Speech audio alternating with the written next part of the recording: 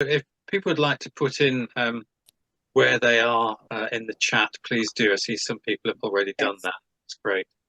So welcome everybody. We're going to make a start. We have an exciting new publication in Cana, which has been, if you like, many years in the making, because back in 2005, we produced this thing called Awakening to a New Awareness, Stories of Contemporary Christians. Now, over the years, it's become a bit dated, and people's stories changes in society, and so we've updated it and renewed it and added lots of extra material to voices of contemporary Christians towards the universal, which is where we feel we're all heading. So without any further ado, I'm going to hand over to one of the editors and authors of the book, which is Heather Jane Ozanne, and she's going to say a little bit about it. Okay, well, thank you very much, Don, and hello, everyone. It's nice to be here. Thank you for being here today with us. So, yes, it was a very long time in the making. And I think the first thing I want to say is how grateful I am to all the biographers who generously wrote about their spiritual journeys. And that very much forms the heart of this book. And it was something that was very much deeply on my heart, because I know that some people that think perhaps beyond the institutional church, or what we would normally associate with the institutional church, if they start thinking differently, they're often seen as renegade or backslidden or heretics. In fact, there's a group near me that delight to call themselves the heretics. But what I hoped would come through from this book is that many people who could not any longer subscribe to perhaps classic theology and what they might be hearing each week, or at least not to all of it, they still had a faith and a trust. And in this book, I think we look at the general direction in which that sort of faith and trust has expanded.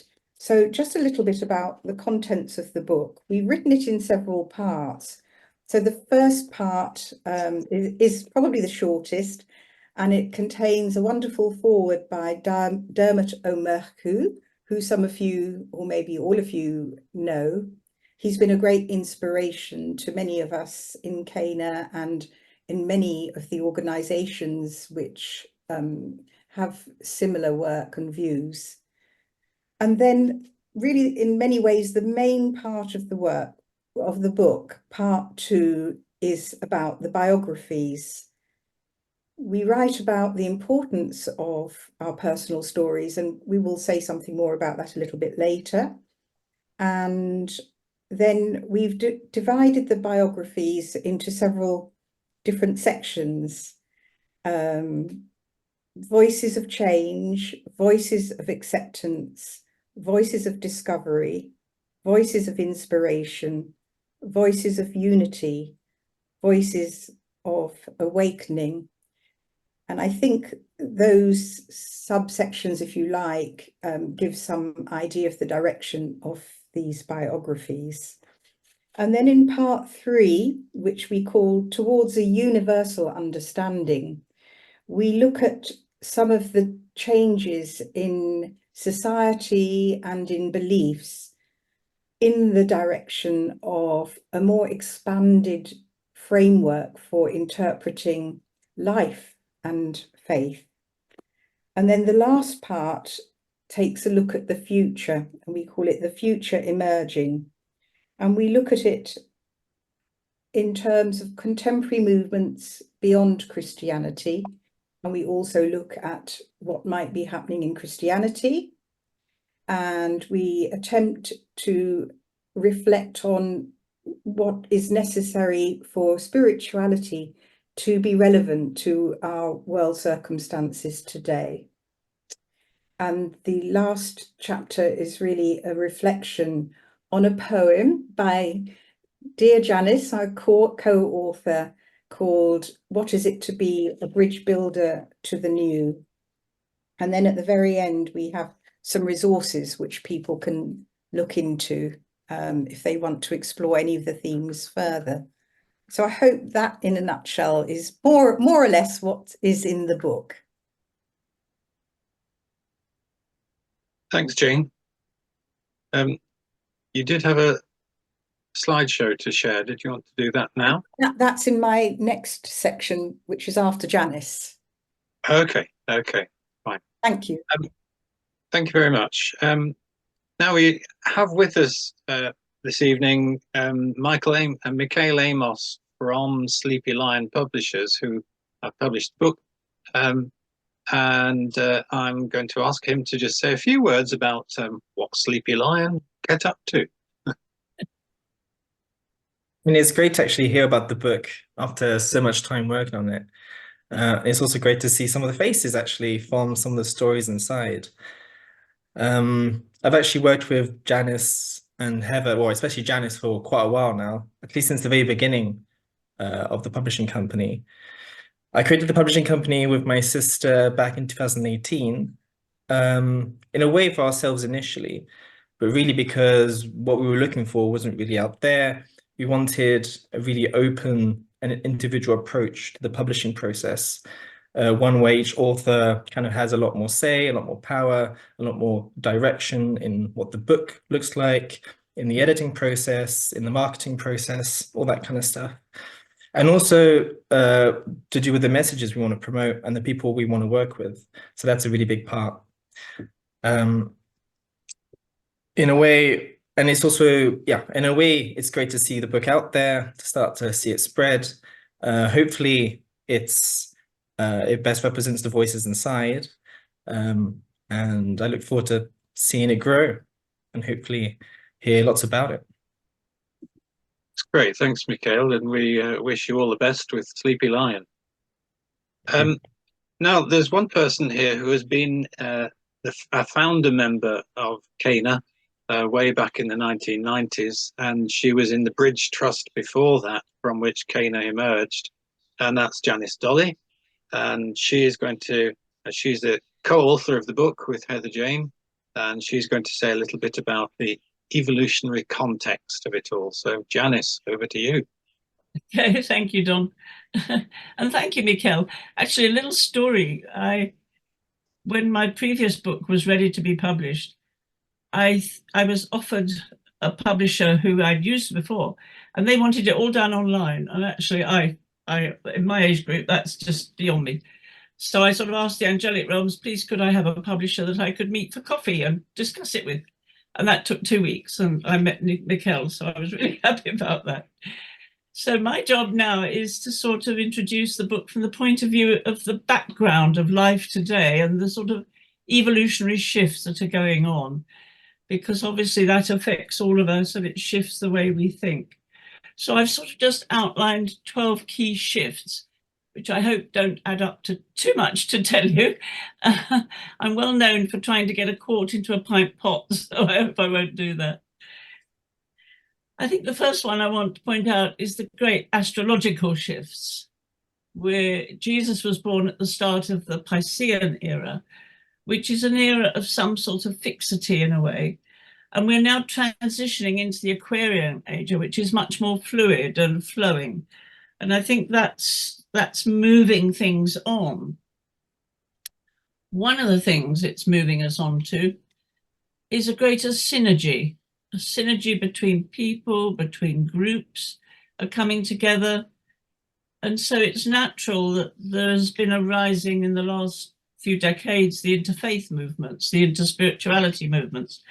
Things are opening up and coming out of our previous isms, our previous tribes of belonging, and finding connections. And all this is moving us to the idea of one world. So it's a time now of awakening to a new awareness of this one world.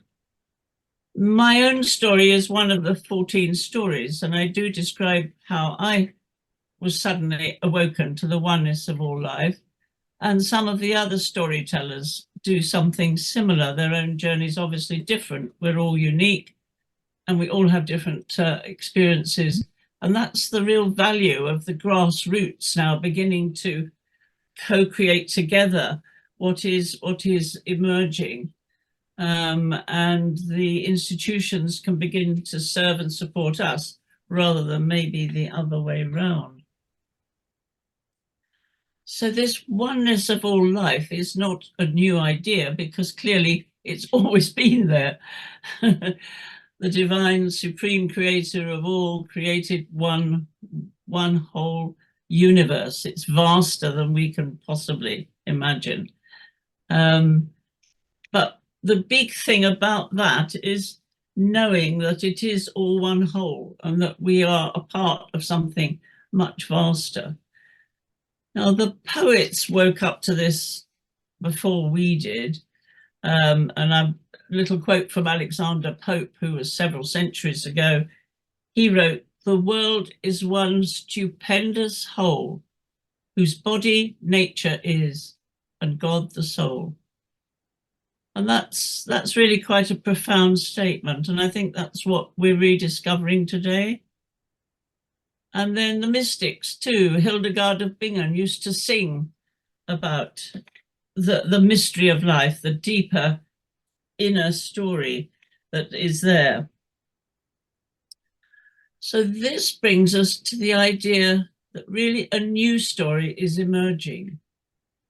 In 2014, I was part of a group at Findhorn who were going to put on a conference called Co-Creating the New Story, because we thought this was a new idea. And then the minute we put a note in the Findhorn website about it, 350 people responded within the first 3 days and said they wanted to come. So we realized that this new story wasn't really such a new idea or just ours, it was worldwide. And I think the global nature of what's going on is really another significant shift.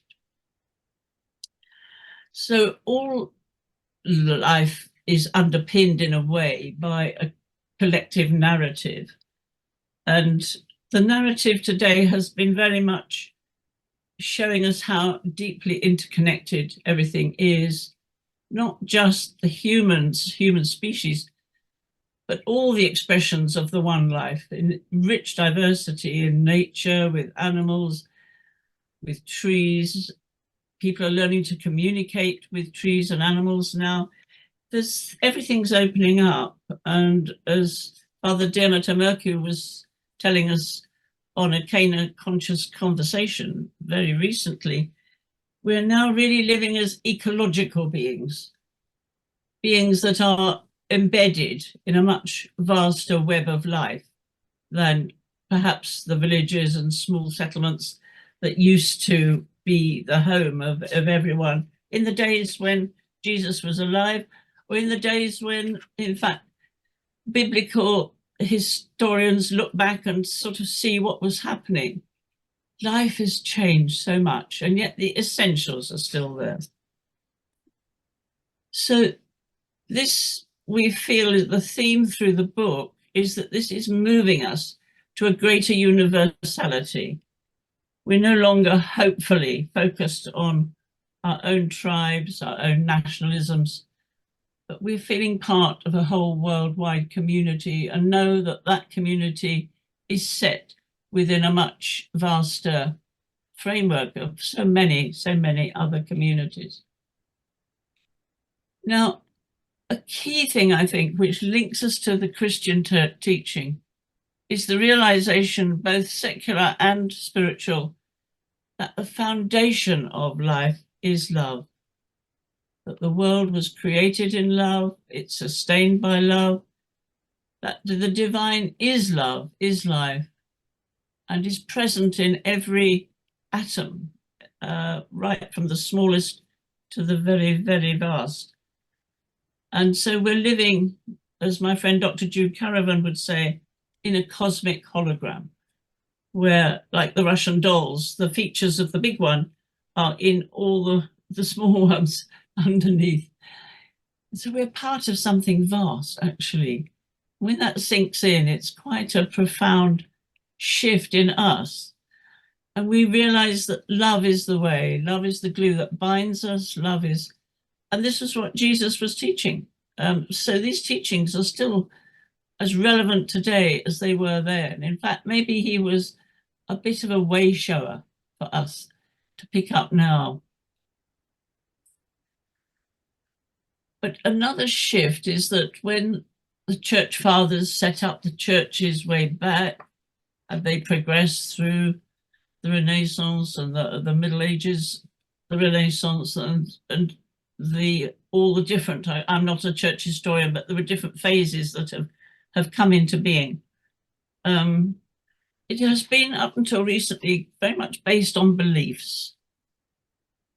The male scribes and Pharisees who took over after the early years of Christianity very much sort of put a male imprint, a human imprint on what was said, and put things into set doctrines, set beliefs, which became so set that actually if you didn't go with them, you were called a heretic and even burnt at the stake. Luckily today, if we move beyond the norm, we're not actually described as heretics quite. Well, maybe we are, but we're certainly not burnt at the stake. So this shift now is from beliefs to a more heart-based approach to life. And I think this comes through in all the stories, that it's living now from the heart and connecting with others that way, which is so significant. And that helps us to live from a much more within place. Withinness, we're really beginning to feel our innermost selves and move to a sort of inner understanding of life. One of the new ideas, which I think is really only pretty recent, is the realization that all is energy vibrating at different dimensions. And the dimension of innerness is when we discover, living as we do in the third material separative dimension, the inner one is being called a fourth dimension of awareness. And this again ties in with the teachings, because the idea that the kingdom of heaven is within us. That's what we were told. And if we see the kingdom of heaven as a state of being rather than a place, then we can begin to understand that we can all attune to that and live from that space. And that again is a universal thing. It's not just for those with the roots in Christianity, as we are in Cana, but roots in so many other faith traditions, or even none. People in the secular world are also beginning to sort of realize this to a greater extent. And I think this is bringing forth much more compassion. I don't know about you, but I find when I talk to strangers on the phone, there's a much greater friendliness now, much more, oh, go well, have a good day, God bless, dear, things like that. It's a sort of a friendlier society is coming. And so I think this gives space for the storytellers in the book to be freer, to really say it how it is and not feel they'd be judged. And I think that's important. This also then ties in with the difference between the esoteric strand within Christianity and the exoteric. The esoteric, the hidden, deeper meanings have always been there, and they've run like an underground stream through the ages, whether that's the Knights Templar or the many other groupings, the Rosicrucians, that have tried to keep that innerness alive, that esoteric, subtler understanding. But again, as mainstream orthodoxy came in, this was a bit of a threat to the mainstream ideas. So those following the esoteric tradition have had to go underground, and in fact, literally underground, because what we discovered, or was discovered in 1945, was the Gnostic Gospels buried in an urn in the earth.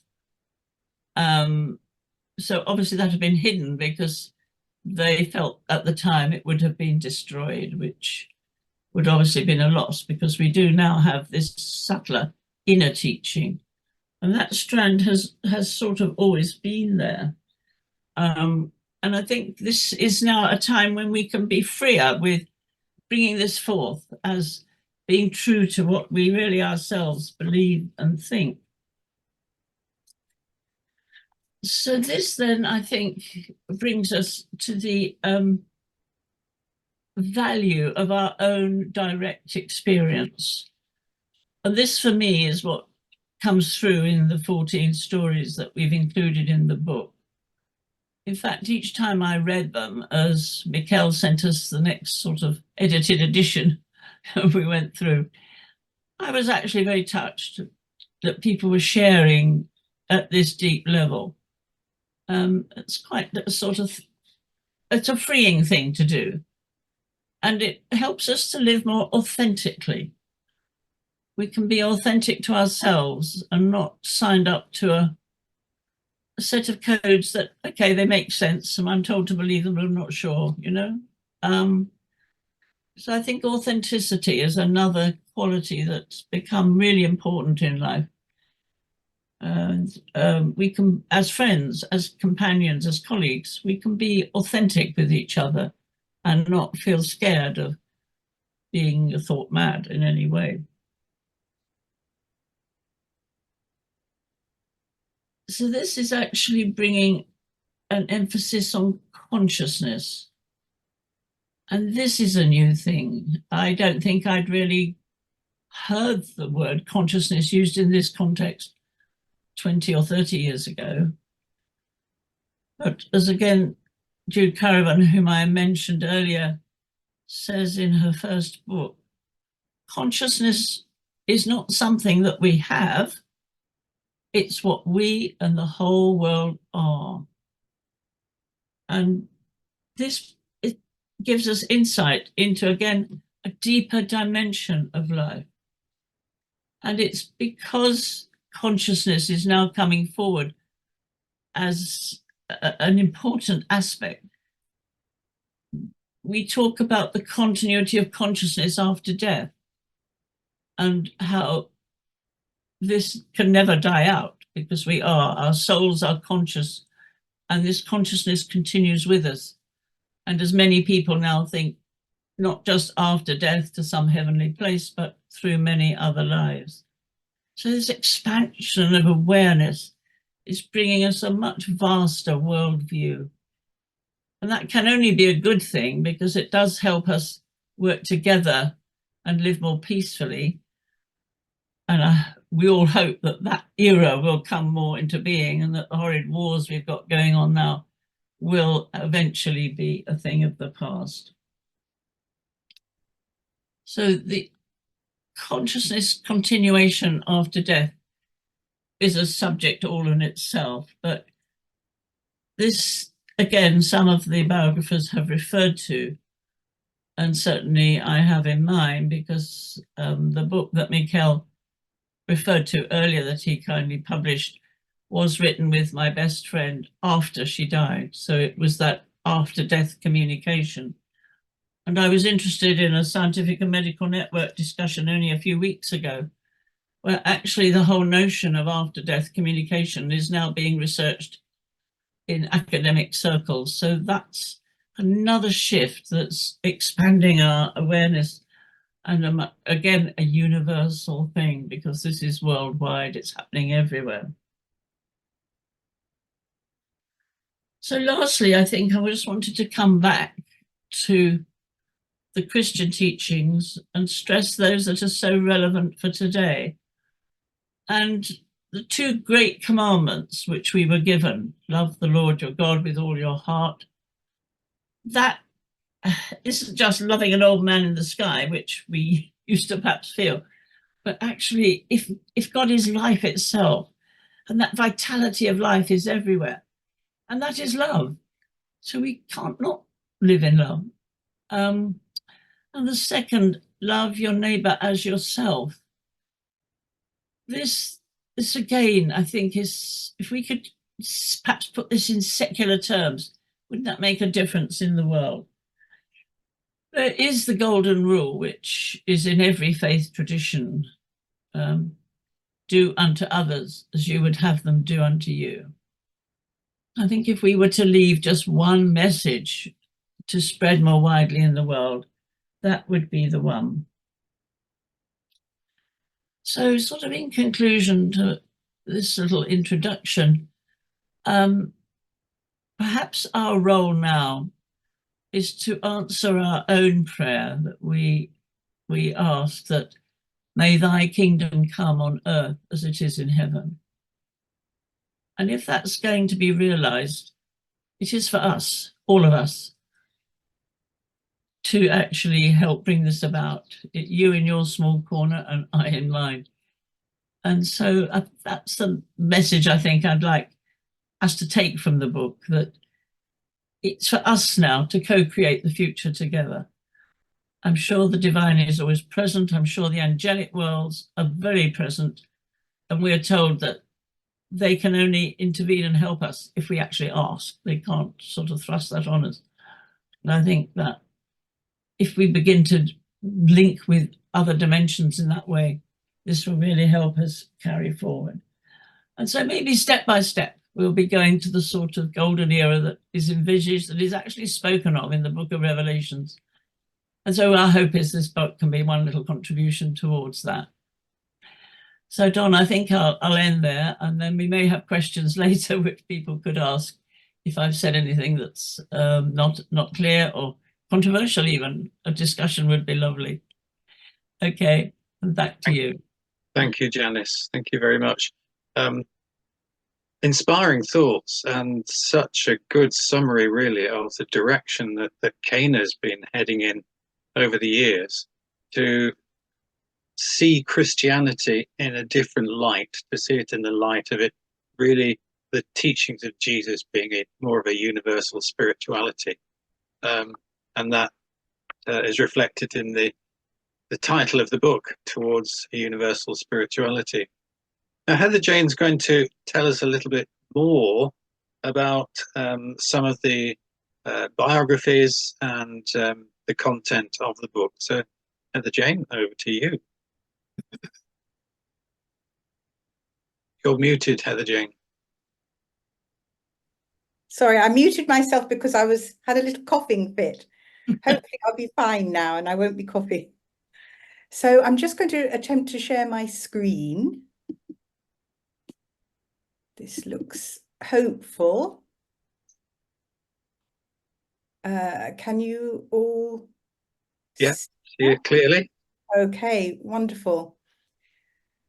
So thank you to our wonderful publisher, Mikhail, who actually produced these incredible graphics for the book. I feel so honoured to have written within these covers. So thank you to Mikhail for that. And obviously this represents the front and the back cover of the book, which, as it says at the bottom there, is available now on Amazon or from Mikhail's company, Sleepy Line Publishing, and also at your local retailer. So if at the end of all of this, you're interested in purchasing it, there are plenty of ways to do so. Okay.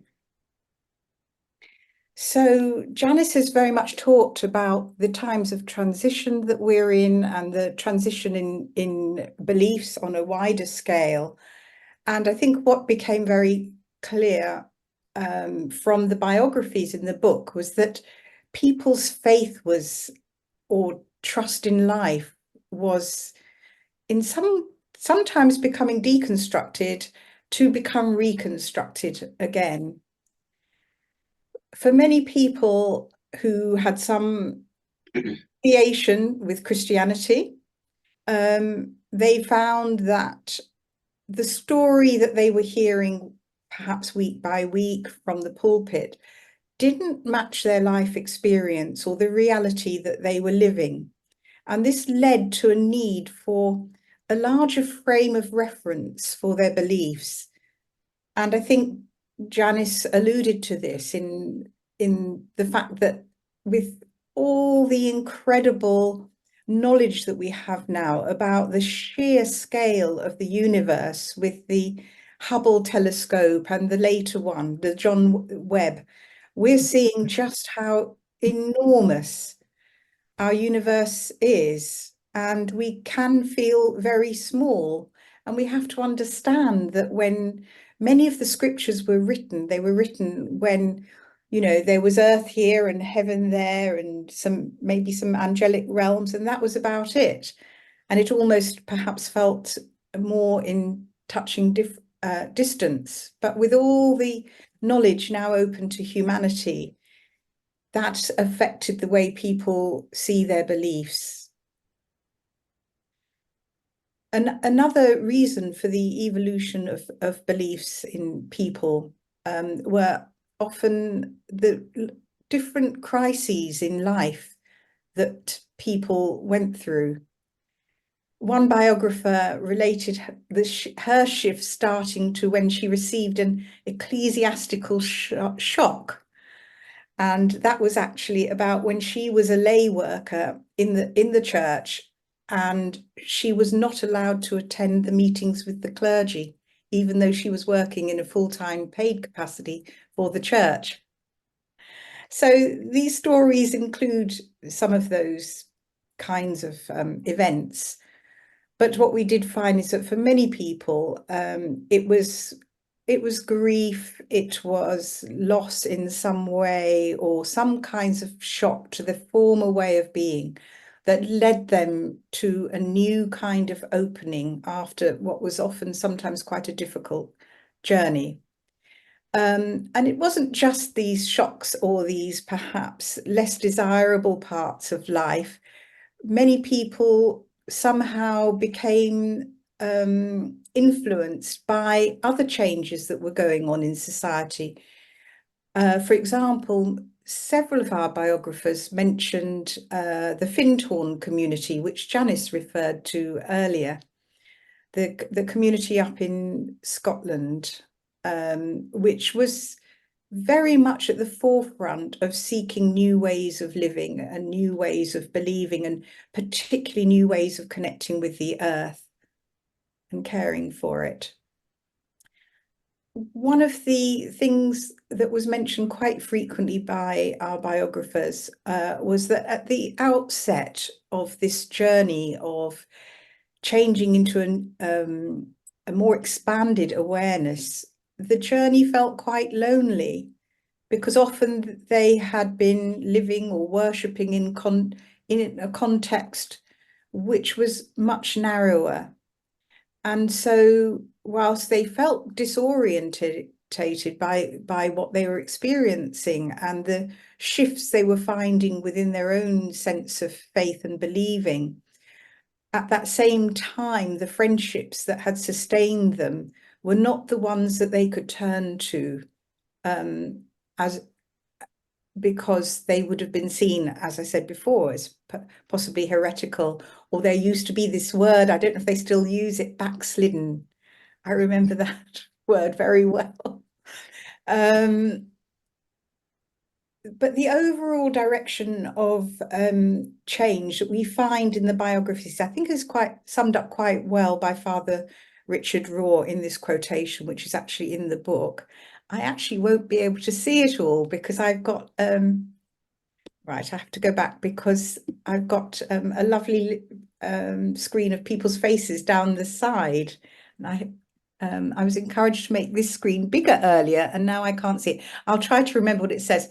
The Christ mystery is indeed the way, the truth, and the life, but this is not about a religion or group one can join, which is how we've traditionally heard it, but it is rather the mystery of incarnation that can be experienced by all in a million different ways, and how different that is from our more tribal sort of beliefs, where you have to believe something very set. And I was listening to Sister Ilia Delio a little while ago. Some of you may be aware of her website, this Centre for Christogenesis. She's changed the name, so I was struggling a bit to get it there. And she was talking to young people, and what was very clear from them is that they didn't want to be part of systems which were closed, that didn't allow for them to be able to think and explore, and for that to be okay. So that's just a few words about how our faith might evolve. And then I wanted to look at a little bit at the value of our spiritual biographies.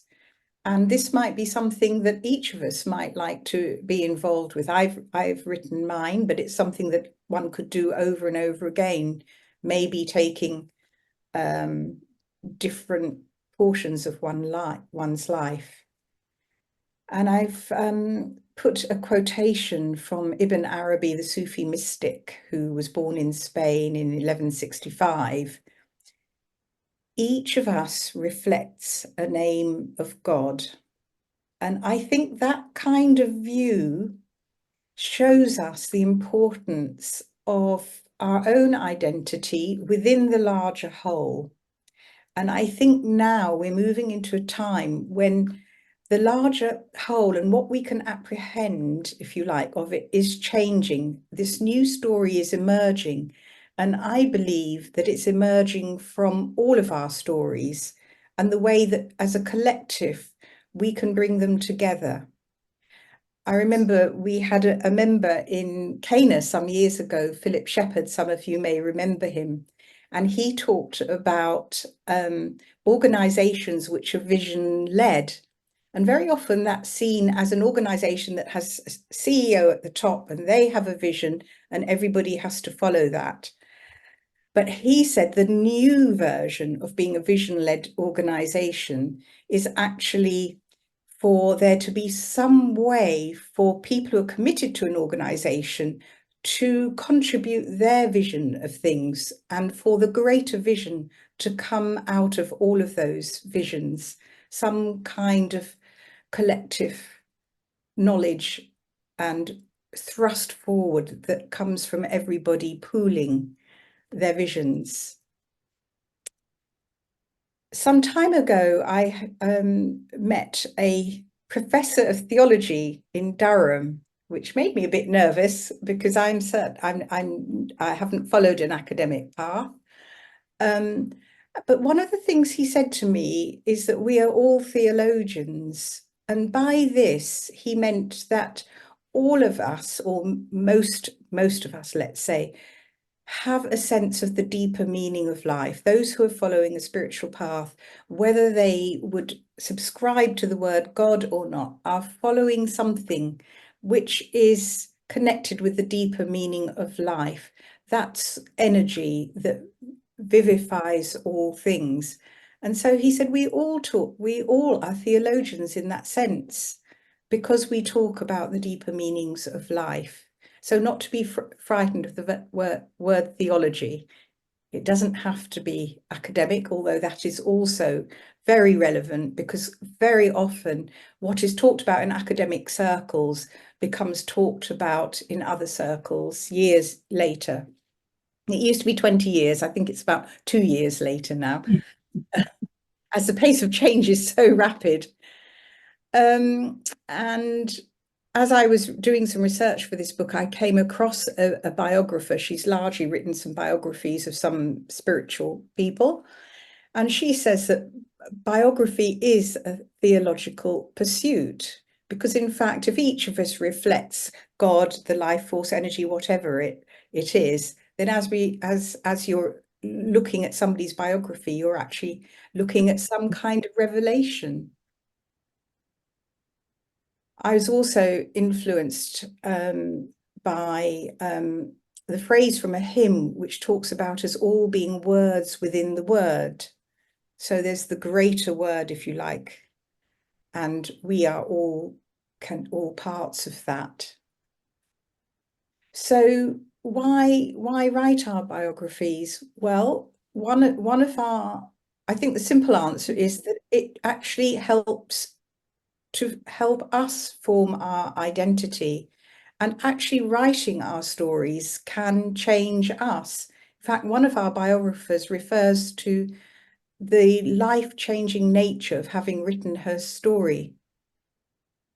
And so it's something that I would encourage many of us to do. And there are different ways to do that, which when we have a longer session later on in May, we might look at that a little bit more.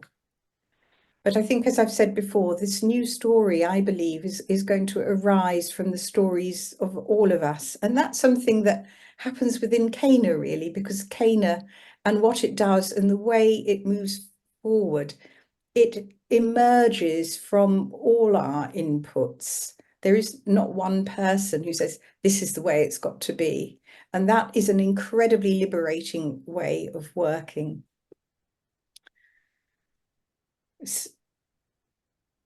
So at the very end of a process of actually coming to terms with our own story, understanding better who we are, it actually makes us better able to contribute who we are to the collective, to hopefully helping to co-create this better world that we all deeply long and hope for.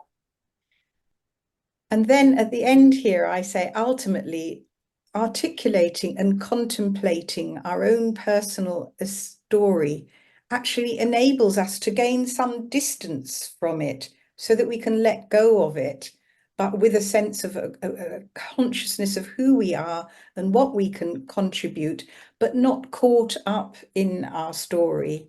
This is not a narcissistic looking at ourselves. This is a looking at ourselves so that we can actually develop and grow. And therefore that element of reflection is important. So I just wanted to end this section really by looking at two quotations from the biographies. There are so many that I could have chosen. There are so many nuggets of wisdom. And it was such a privilege to work with these stories and to find the wisdom in people who would consider themselves ordinary in some way. And this is something that I found in life in general. In the work that I do, we take non-violence teaching out to schools. And in that program, we allow the pupils to role play certain scenarios. And the wisdom that comes from these young people is amazing. And it really did make me think about our education system and how much we might be stuffing people with information when actually these young people, and some of them were really from very, very deprived schools and very deprived areas, they carried such wisdom within them. So the wisdom is not just in us, people that might see ourselves as spiritual. It is really out there. And I hope that we can find ways to connect with the wisdom of the everyday person and the everyday young person in the street who we might think is in some way lost, if we can find space for them to find their own wisdom. So I've got the same problem. So I think if our tech people can tell me now how I might be able to make my screen smaller so that I can actually read what's here. Second dash along. Second dash along. Second dash along at the top. Yeah. No. Here? No. Heather Jane, there's a dividing line between your little screen and the large. Yes. If you move the dividing line, you could make your. I've done it. You've all disappeared now, which is very sad. Anyway, okay. So as I said, there are just so many wonderful, wonderful quotations I could have chosen, but I thought I would just choose two of the longer ones as a kind of teaser. So I hope this will encourage you to get the book and explore some of these stories and some of the writing that has come out of the stories, trying to extrapolate the changes which our biographers were alluding to. So the first one is from Tim, who sadly passed away a few years ago, but he may be known to many of you. My spiritual journey has been full of the unexpected and seems to have come a long way so far. I share with so many others great fears for the future of our planet, almost despair that poverty will never ever be solved or that violence will ever cease. In the religious sphere, I'm disturbed by the rise of divisive religious fundamentalism, but I am also inspired and given hope by what is unmistakably a new awareness and a new consciousness. Janice mentioned both of those in her talk, which is bursting out everywhere in different movements and networks which cross the boundaries of culture and religion in seeking unity while honouring diversity. And this is one of the big themes that we saw in the biographies, that people didn't just want to mix with people who were like them or who even shared the exact same beliefs, but they wanted to live in a much more expanded way. And then from Petra, who might be known to many of you, who is the convener of the Living Spirituality Connections Network. We need to live as though all life is interconnected and respect the diversity as well as the unity of all life. Again, two themes which Janice beautifully mentioned earlier. Living as though the earth matters is vital for the future of humanity. New patterns emerge and gather energy within the life of the world, and we need to trust them and help bring them to birth, where we discern that they are from a sacred source. So I think those words are very powerful, but you'll find very powerful words in every one of the biographies. And not everybody believes everything in the same way. People have made different choices. Some people remain within the church. Some people would never go to church again, or at least don't at the moment. Some have joined other movements, which are not necessarily religious, but would call more spiritual. And yet there is a kind of unity in diversity, which is reflected through each of these biographies.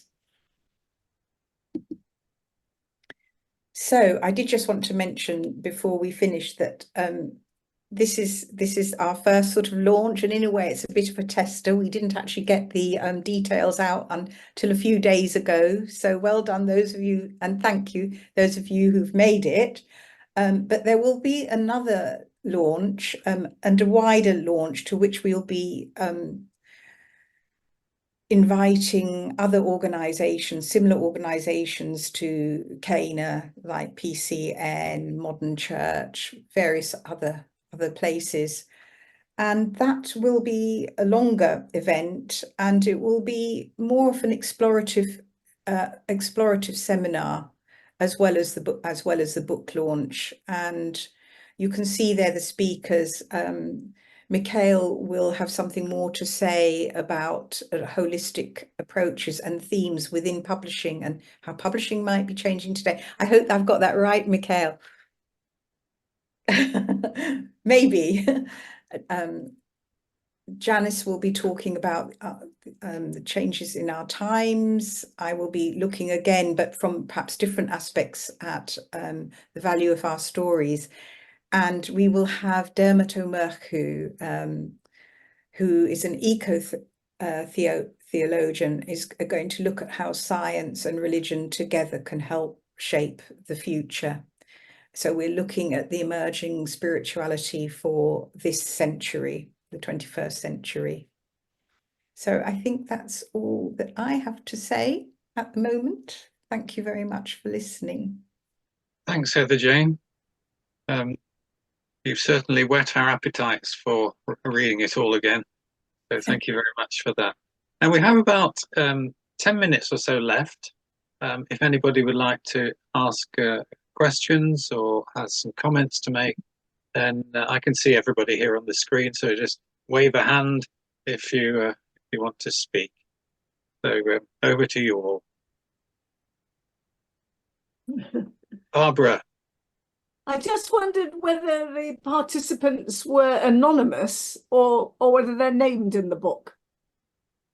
Okay, so they are named, but people were able to use their real name or another name. It just depended where they were coming from. Most people chose to use their real name. It's just their forename, isn't it? It's not their surname.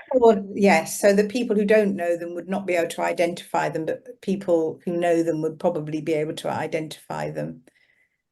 But we knew that they could, but because they'd written with such openness, we gave them the choice to be anonymous if that's what they wanted.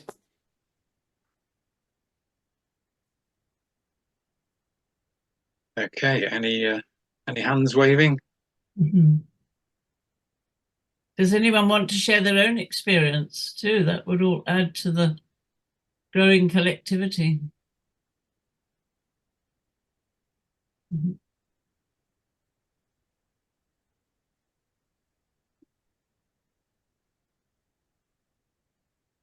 I could share a moment of ecclesiastical shock I had when I'd not long been ordained as a priest, and in Leicester Diocese this was, and we went away on a diocesan retreat, and at some stage I sat down in a coffee break with these two young men clad in black all over, and they were kind of very high church, very camp, and were basically pulling everything to pieces in a very acerbic, critical way. And I thought, oh dear, is this what clergy are like? So it gave me a bit of a shock to see that happening. I thought, no, this is surely not the way. But there we are.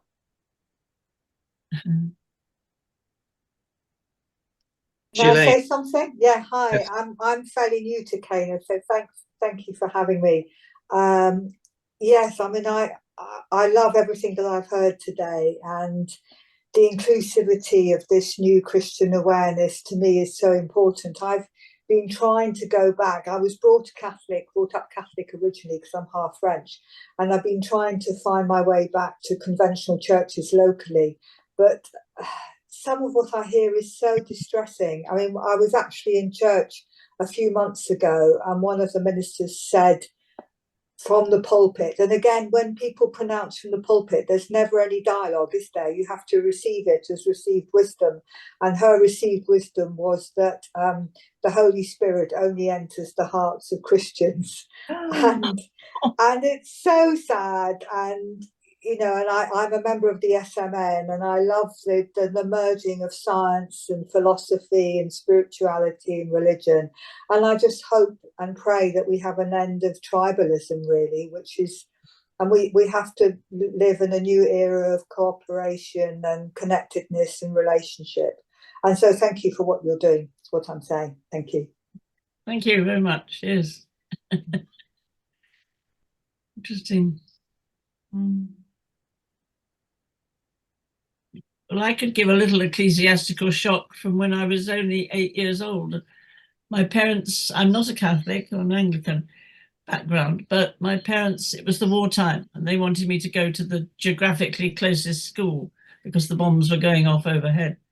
And so this was a Catholic convent. So the majority of people there were Roman Catholics, and I wasn't. And I one day heard one of the nuns absolutely rejoicing that one of the Anglican pupils had converted to Catholicism. And I can remember even at that young age thinking, silly idiot, doesn't she realize we're all talking about the same thing? So perhaps that was one of the things that spurred me towards, you know, trying to see the whole. Thanks, Janice. John, I think you had your hand up. Yes, thank you. I was just going to make a comment. in our little Woking group, which is sort of vaguely affiliated to PCN, but not entirely, one or two of us are members of that, we did actually have a number of sessions following Don's books, which gave us extremely interesting discussions. And we followed that up with taking the individual spiritual journeys of the members of the group. And it was a very useful exercise. So I'm fascinated to see about the book.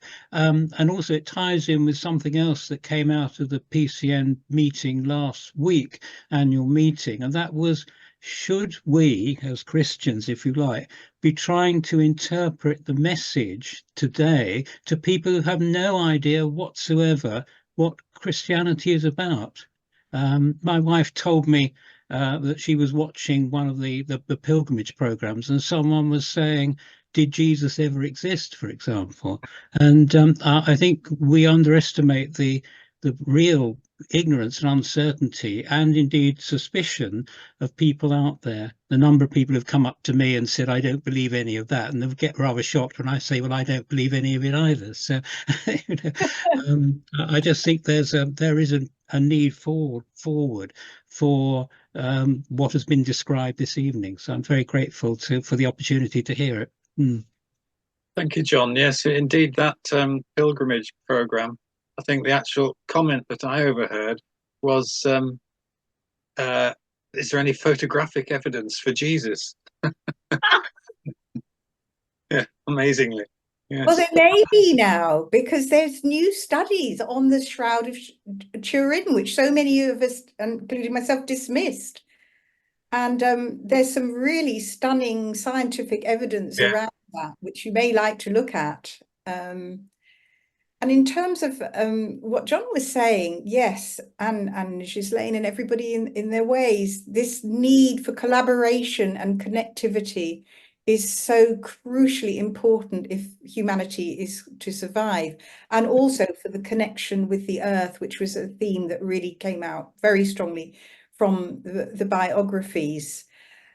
And whether we need to tell people the Christian story in some way, I don't know. But what I am seeing at the moment is that there is a kind of turning of the tide, that there are some people, at least, who are turning back towards Christianity, who would not have considered it before. So, and these are, some of them haven't actually become Christians, but they're very much kind of on the edge. And what does it mean to become a Christian anyway? I mean, we would have to, you know, we could have a discussion about that.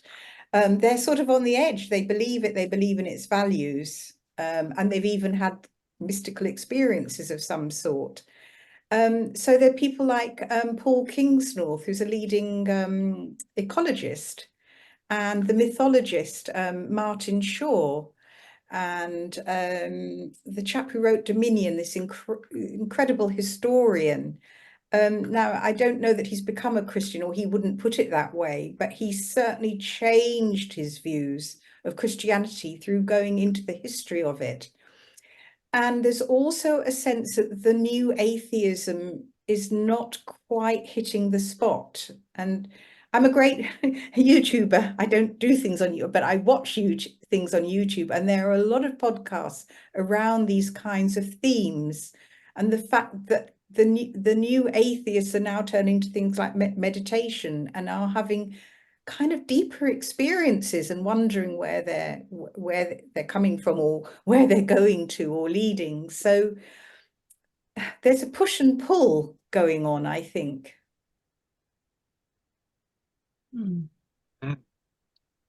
Jane, yes. I mean, terminology has always been a difficult thing for reaching out to encourage other people to see Christianity in a different way.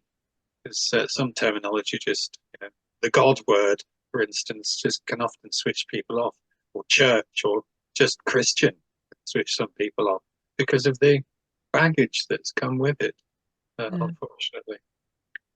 We are approaching the end of our time together. So is there one last question? Bill, yes? You're muted, Bill. I was waving goodbye to Diane. Oh, right. I thought you were you're coming up with some amazing comment then. Anyone else? Or shall we say thank you to Heather, Jane and Janice? Well, and thank you, Don, for hosting us and leading us through. Thank you. Well, thank you for all the work you two have done. It's taken a while, and I know it's taken a lot of effort and a lot of rewrites and everything else. So thank you very much. And thank you, Mikhail, for guiding them through it. And I think, Heather Jane, you said that if anybody specifically wants to sort of carry on having a chat afterwards, you're willing to do that. But otherwise, we'll end it and people can leave as they wish. So thanks very much, everyone. I think Janice just has a blessing for us before we. Yes, shall we just end with a blessing? I'll do a very quick blessing because it's nice to end by offering it back to the spirit world, isn't it? So let's just ask that all those who wrote the book, all those who read the book, all those who've never heard of the book, may all awaken to the new life that is within us all, which will carry us forward into the new. We give thanks that this is so. Thank you. Thank you. Thank you. So if you wish to carry on having a chat with Heather, Jane and Janice, please stay on the line, but otherwise, bye-bye. Thank you.